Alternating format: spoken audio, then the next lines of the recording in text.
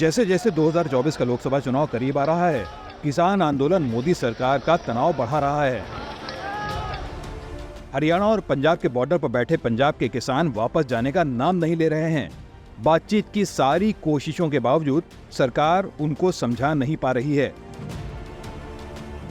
वैसे बीजेपी की नजरिए से अगर देखा जाए तो वो इस आंदोलन से बहुत ज्यादा चिंता में अभी नहीं है, क्योंकि अभी तक इसमें सिर्फ पंजाब के किसान शामिल दिख रहे हैं।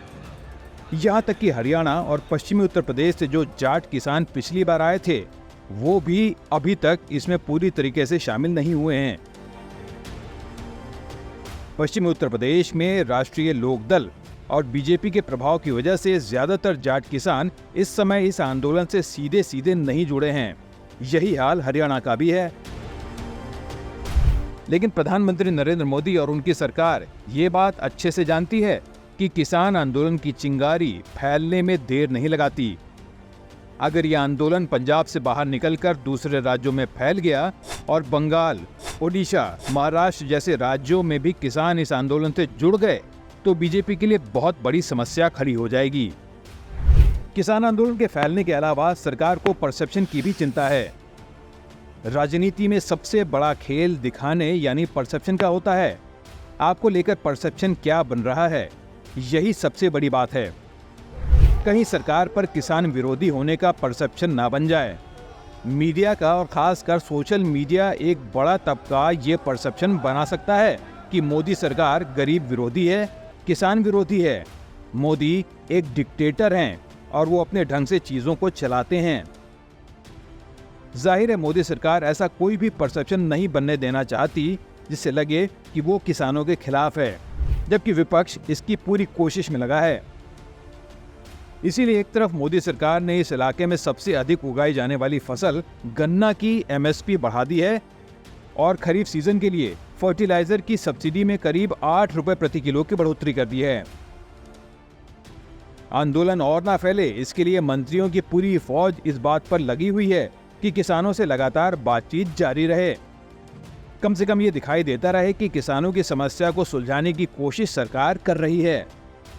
पिछली बार किसान आंदोलन 1 साल तक चला था और सरकार को 2020 में लाए गए 3 कृषि कानून यानी the farmers produce trade and commerce act, the farmers agreement of price assurance and farm services act, the essential commodities act को वापस लेना पड़ा था।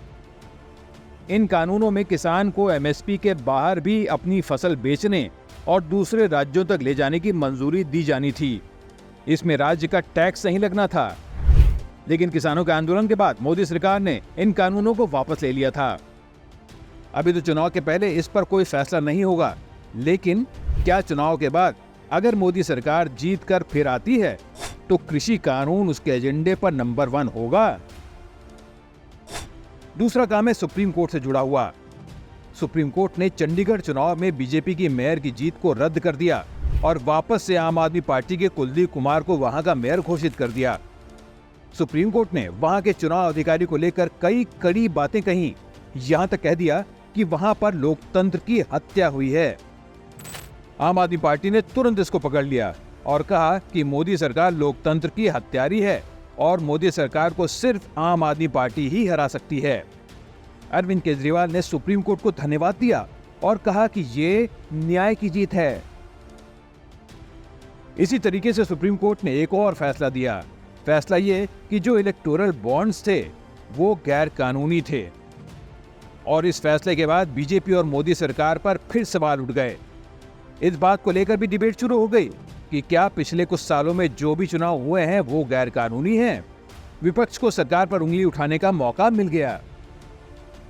सुप्रीम कोर्ट और उसके जजों के बारे में खासकर बीजेपी समर्थकों की ओर से ये कहा जाता रहा कि सुप्रीम कोर्ट कई मामलों में बीजेपी के विरोधी पक्ष के तौर पर काम करता है।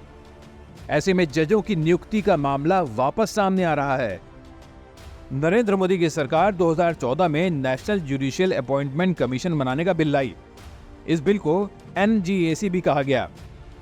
आपको याद दिला दें कि इस बिल में यह कहा गया था कि सुप्रीम कोर्ट और हाई कोर्ट के जजों को अपॉइंट करने के लिए जो कॉलेजियम सिस्टम बनाया गया है, जिसमें सुप्रीम कोर्ट और हाई कोर्ट के जज ही जजों को चुनते हैं, उस सिस्टम को हटाया जाएगा और उसकी जगह एक नया कमीशन काम करेगा जिसमें जज भी रहेंगे, लेकिन उसके अलावा सरकार के लोग और कुछ जानी मानी हस्तियां भी शामिल होंगी, जिससे जजों के अपॉइंटमेंट को लेकर एक पारदर्शिता या ट्रांसपेरेंसी लाई जा सके।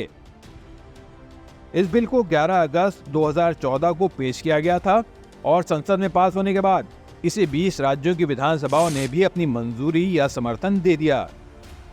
लेकिन बाद में सुप्रीम कोर्ट की 5 जजों की एक बेंच ने 4-1 के मत से इस बिल को गिरा दिया था और उसको कानून नहीं बनने दिया था। तो अब दूसरा सवाल यही है कि क्या मोदी सरकार इस बिल को वापस लाएगी? इसी तरह से 2019 में केंद्र सरकार 1955 के सिटीजनशिप एक्ट को बदलकर सिटीजनशिप अमेंडमेंट एक्ट लाई।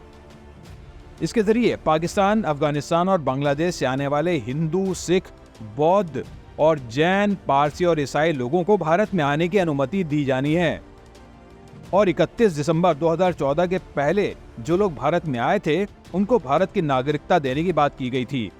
संसद में इस बिल को पास कर दिया, गजट में इसका नोटिफिकेशन भी हो गया, लेकिन उसके बाद इसको लेकर इतना विरोध प्रदर्शन हुआ कि इस बिल को सरकार की तरफ से ठंडे बस्ते में डाल दिया गया। अब ये कानून वापस आ सकता है। देखना यह है कि अभी चुनाव के पहले आता है या फिर मोदी सरकार अगर वापस चुनकर आई तो उसके बाद इसे लाती है। इसी तरह से एक और कानून जिसको लेकर काफी बहस होती रही है वो है यूनिफॉर्म सिविल कोड। सालों से बीजेपी के मैनिफेस्टो में यूनिफॉर्म सिविल कोड यानी समान नागरिक संहिता का मुद्दा रहा है। यूनिफॉर्म सिविल कोड यानी जिसके तहत हिंदू, मुसलमान, सिख, ईसाई सबके ऊपर एक ही तरीके का नागरिक कानून लागू होगा। इसको लेकर सरकार हमेशा एक दुविधा में रही थी, लेकिन पिछले दिनों देश के सबसे छोटे राज्यों में से एक उत्तराखंड में वहां की राज्य सरकार ने इस बिल को पास कर दिया। कहा जा रहा है कि ये टेस्ट था और बीजेपी ये देखना चाहती थी कि इसको लेकर कितना विरोध होता है। तो क्या मोदी सरकार का अगला कदम ये होगा कि इसके लिए कानून बनाया जाए और पूरे देश में यूनिफॉर्म सिविल कोड लागू कर दिया जाए? तो ये थे दोस्तों वो 4 काम जिन पर सबकी नजरें हैं। मोदी समर्थकों की नजर में ये अधूरे काम हैं जिन्हें पूरा किया जाना चाहिए। आज के वीडियो में इतना ही। आपको वीडियो कैसा लगा हमें कमेंट बॉक्स में जरूर लिखें। साथ ही अगर आपने इस चैनल को अब तक लाइक और सब्सक्राइब नहीं किया है तो जरूर करें। कल मिलते हैं एक नए वीडियो के साथ। तब तक के लिए अपना ख्याल रखिएगा। नमस्कार।